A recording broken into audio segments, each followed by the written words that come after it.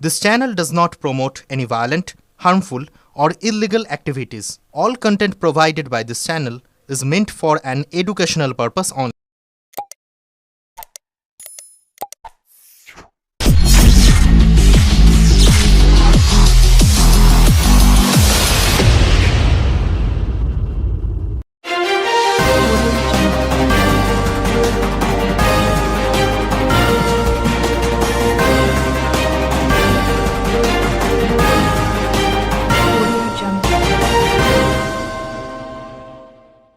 রবীন্দ্রনাথের দেখানো পথে রবীন্দ্র জন্মদিনে রাখি বন্ধন। ভারত পাকিস্তান যুদ্ধ লেগেছে। এই সময় সমগ্র দেশবাসীর এক থাকার সময়, সম্প্রীতি বজায় রাখার সময়। দেশের সরকার ও বিরোধী দলগুলো সেই বার্তাই দিয়েছে। কবি বঙ্গভঙ্গের বিরুদ্ধে ভ্রাতৃত্ব অটুট রাখতে রাখি বন্ধন করেছিলেন। চুঁচুড়া সৃষ্টি নৃত্য প্রশিক্ষণ কেন্দ্র রথতলা থেকে পদযাত্রা করে চুঁচুড়া রবীন্দ্র ভবনে গিয়ে কবির মূর্তিতে মালা দিয়ে রাখি বন্ধন পালন করে। পথ চলতি মানুষকে রাখি পরানো হয়। উপস্থিত ছিলেন চুঁচুড়া পুরসভার পুর পারিষদ জয়দেব অধিকারী। পুর পারিষদ বলেন, এখন এক থাকার সময়, ভেদাভেদ ভুলে ঐক্য চাই। দেশের মানুষের মধ্যে ঐক্য থাকলে তবেই শত্রুরা ভয় পাবে।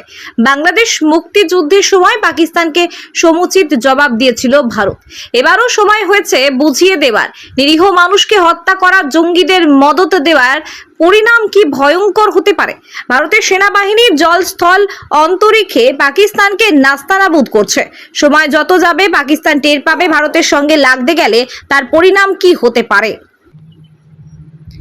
প্রতি বছর রবীন্দ্র জয়ন্তীতে ছাত্রীদের নিয়ে নৃত্য সঙ্গীতের আয়োজন হয়। এবার যুদ্ধ পরিস্থিতিতে সেসব বাতিল করে ভারতের জাতীয় পতাকা নিয়ে সংহতি পদযাত্রা ও রাখি বন্ধন পালন করা হয়।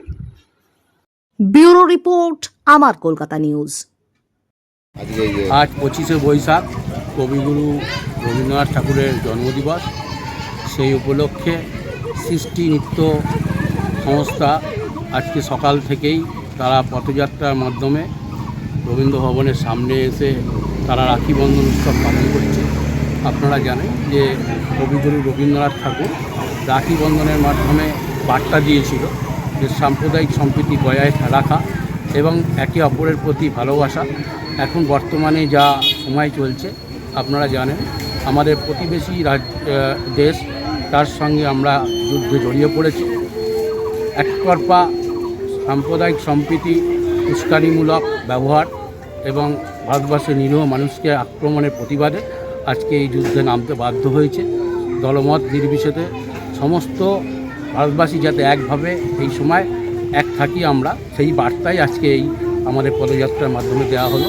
আমরা সমস্ত দেশবাসীকে বলবো, আপনারা সচেতন থাকুন, শান্ত থাকুন এবং দেশের পাশে থাকুন।